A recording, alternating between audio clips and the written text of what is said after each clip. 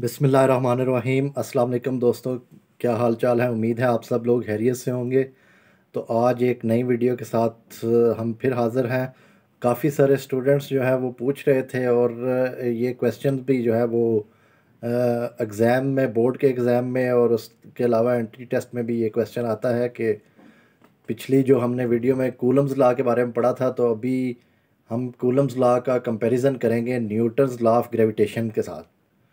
तो दोस्तों ये जो है वो काफ़ी जो एफएससी के बोर्ड के एग्ज़ाम है उनमें भी ये क्वेश्चन आता है। उसके अलावा जो एंट्री टेस्ट के एग्ज़ाम्स होते हैं उनमें ये एमसीक्यूज़ आते हैं कि न्यूटन्स लॉ और कूलम्स लॉ आपस में किस तरह से कंपैरिजन उनको कैसे किया जा सकता है या उनके दरमियान डिफरेंस क्या है। तो ये आज की वीडियो में हम बताएंगे। चलें शुरू करते हैं।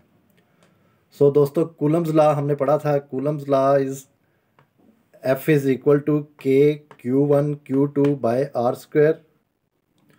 इसमें K की value K is equal to 9 multiply by 10 raise to power 9 newton metre square पर कूलम स्क्वायर।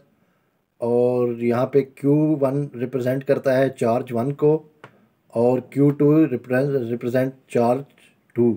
इसी तरह R जो है वो डिस्टेंस बिटवीन बोथ चार्जेस। अब चलते हैं दोस्तों न्यूटन्स लॉ ऑफ ग्रेविटेशन की तरफ। न्यूटन लॉ ऑफ ग्रेविटेशन जो है वो F G mean gravitational force is equal to G m1 m2 by r square. तो अब दोस्तों आप अगर इन दोनों लॉज को देखें, ये मैंने दोनों लॉज लिख दिए हैं यहाँ पर, दोनों देखें तो देखने में सेम लग रहे हैं कि एक फोर्स ऑफ जो इलेक्ट्रोस्टैटिक फोर्स है और दूसरी ग्रेविटेशनल फोर्स है।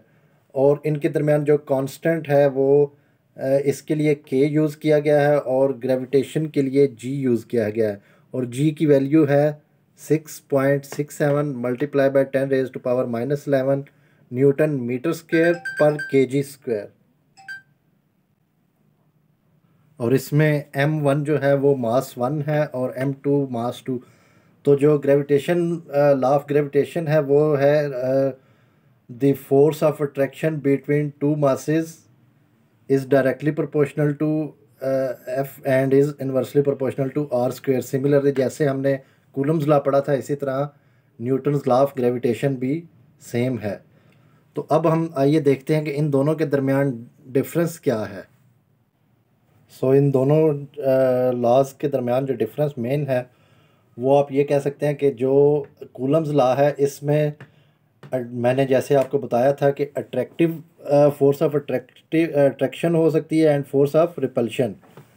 क्योंकि जब मैंने आपको पिछली वीडियोस में भी बताया है कि जब दोनों चार्जेस सेम होंगे तो वो एक दूसरे को रिपेल करेंगे और opposite charges attract each other. तो इस वजह से इसमें force of attraction and repulsion दोनों एग्जिस्ट करती हैं, जबकि न्यूटन्स लॉ ऑफ ग्रेविटेशन में ओनली फोर्स ऑफ अट्रैक्शन होती है। दो मासेस जो हैं वो हमेशा एक दूसरे को अट्रैक्ट ही करते हैं, रिपेल नहीं करते। तो इस वजह से न्यूटन्स लॉ में only the force of attraction exist and the in Coulomb's law the force of attraction and repulsion both exist.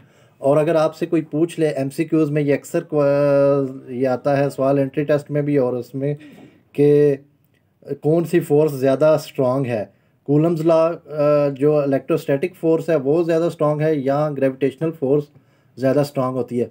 तो दोस्तों इसका आंसर हमेशा ये है कि जो इलेक्ट्रोस्टैटिक फोर्स है वो बहुत ज़्यादा स्ट्रॉन्ग होती है, जबकि ग्रेविटेशनल फोर्स जो है वो उससे कम स्ट्रॉन्ग होती है। तो उम्मीद है दोस्तों ये आज की वीडियो आपको पसंद आई होगी, क्योंकि जो ये क्वेश्चन अक्सर एग्ज़ाम में आता है तो मैंने कहा ये आपको डाउट क्लियर कर लिया जाए। तो अपना ढेर सारा ख्याल रखिएगा और दुआओं में याद रखिएगा। अल्लाह हाफिज़।